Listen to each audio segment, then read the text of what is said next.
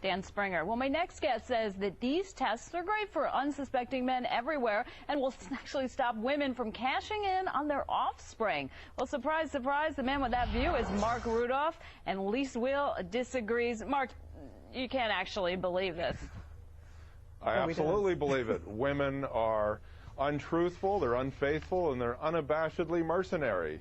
The gynojudicial system allows them to commit paternity fraud, and that's exactly what's going on here, as Dan Springer said. You know, they just did a study in New Hampshire. They found 30% of men paying child support were not the biological fathers. And a recent study in Australia of 6,000 DNA tests showed that 25% of the women were lying. So this is an anti-extortion kit that men need. Marc, for every woman who is quote-unquote caught by one of these paternity tests, there are about 1,000 guys out there who've cheated on her, and woman out there. And you know what, Marc? There isn't a test that you can tell whether a guy has been cheating, Marc, like you can on this. I mean, and look, Marc, historically, paternity tests have been used by women trying to corral guys, you know, into court to say, look, you get this tested because you are the father. And it's the guy saying, oh, no, unless it's the case of Anna Nicole Smith, who, you know, everybody wanted to get in part of that paternity test, Marc. Lise, that's a red herring, and it's irrelevant, and you know it. The fact of the matter is the DNA test helps the man because the man wants to know that he's not one of these defrauded guys. And the fact of the matter is women are having, you know, 40% of children are being born out of wedlock today, and they're accusing men left and right. You're the father, you're the father. If women don't know who the father is, that means that they're sluts, and that's what's happening today. All right, look, Marc, you ask any unmarried, single, divorced woman who's raising a child or more, and she will tell you that the cost, doctors, dentists, school, everything that comes with a child is way outweighed by anything that a non-custodial parent would chip in. The fact that you think that women are cashing in on kids is absolutely ridiculous. Single women out there have a hard time just even getting their kids through high school with the hope that maybe a few pennies will come in from dads who are reluctant to pay anything, who have to be dragged into court to take a paternity test, Marc. Lisa, I just believe in following the money. Two names come to mind, Heather Mills and this Lauren Cleary, who was on the talk show the other night, Moment of Truth. Wait a minute. Red herrings, I'm seeing red herrings. Not a red herring. Most women act like Heather Mills. I told you this before. It's just a difference of scale. That's the reason. Look, if women thought raising a child was so expensive, then they would just forego all child support.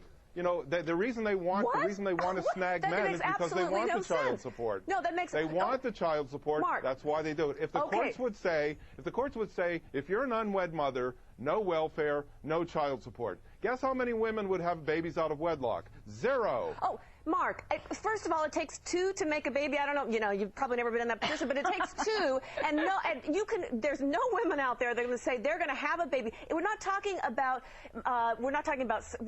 any kind of special alimony for women. We're talking about child support for children that are bred by two people. Lise, if unwed mothers would not get any child support, they would not have babies out of wedlock. You are off the ranch again. I don't know what corral you're living in. You come from the world of wind chimes and meadows and puppy dogs and sunflowers, but you don't come from the real world, Lise.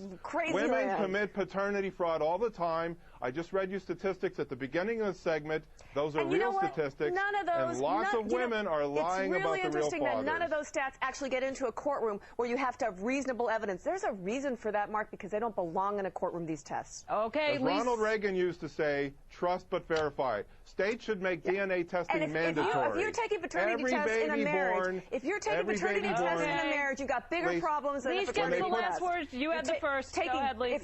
If you've got issues about paternity tests in a marriage, you've got bigger problems than that paternity test. You know, it's just like that's it. Lise, it's just like a prenup. Goodbye, Marc. Same Goodbye. thing. Goodbye, Marc. Goodbye, Lise.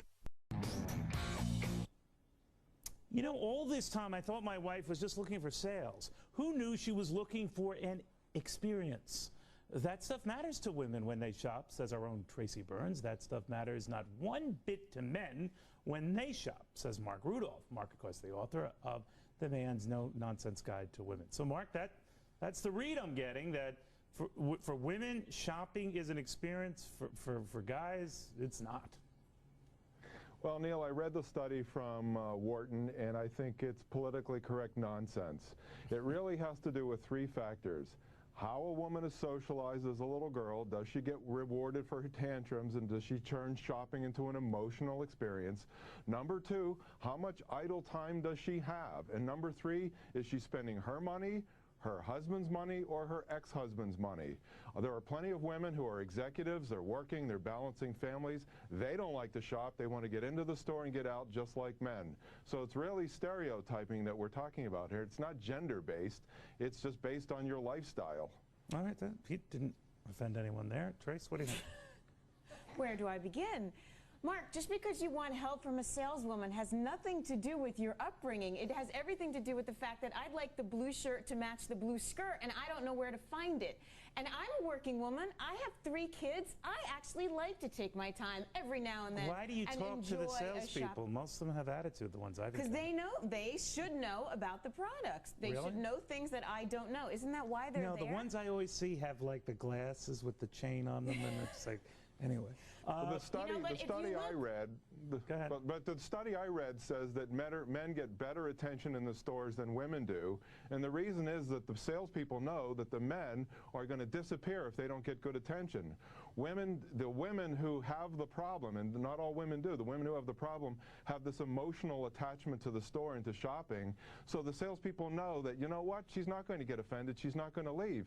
Women need to start being harder in the store and saying, look, give me what I want or I'm getting out of here. But that's not to say women can't be tough in a store, right? They can be, but I'm just saying around the sales bin. What are you talking about? I'm just saying the women who are busy, the women who are spending their own money, and the women who don't think of shopping as a vocation will get better service because they know how to handle people. Mark, this has everything to do with your likes versus a woman's like. You don't have to like shopping. Many women don't like shopping. But if you look at the way, say, Nordstrom's is laid out, Nordstrom's men's department, everything is in one place. And this is because this is the way men shop. Everything is in one place, whereas the women's... Is it really? Yeah, it is. How close is it to the piano? Is that the place with the piano? Yeah, it's right upstairs. Right. But Tracy, you can hear it. Tracy, if women would start... Hang on, Mark. Whereas the women's department is divided by designer, by fitness versus evening wear. Women just see things differently. This has nothing to do with upbringing, whose money they're spending, and what they do in their spare time. It has nothing to do with that.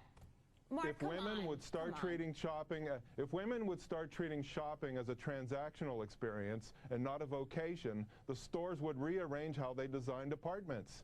When they know that women want to linger and spend hours in there, of course they're going to lay out the store that way because that means women will spend more money. Mark, there's a reason that Victoria's Secret does so well, and you should be appreciative that many women like to shop in places like that. Don't you think? What does Victoria's Secret do? Well, their store is laid out specifically for women. Actually, it's very funny when you see a man go in that store. He doesn't know what to do first. You always feel like a wretch. You're missing my point, Tracy. But you argue that the women and their discerning behavior is what's prompted those layout changes. Absolutely, and this is why stores like that do well, Mark, because they appeal to the way we think. This has nothing to do, again, with upbringing or money. It's just the way men and women are different. Thank goodness. Well, I disagree with you, Tracy. I know a lot of women who are very, very busy executives, and they don't have time for shopping, and they don't like shopping as a vocation. And if more women would shop like that, the stores would lay out their women's departments the way they lay out men's departments. But it's just like, I don't have time for tennis, Mark. It's just what people like to do in their spare time. Do you like to shop? Tracy, when I play tennis this weekend, I'll think about you. Please. Mark, you don't like to shop, period, right? No, I like to get in, get what I want, and get out. Okay. I don't like shopping as a vocation, probably because I'm spending my own money, and I just don't have that much time. All right, and you have a lot of money. But when I want good service, I get it, Neil, because I ask for it. All right, or they're intimidated. You scare them. Right, that could be it too. All right. But you're both great on this subject. I just prefer that the men's department be right by, like a food court. That's just me. Right.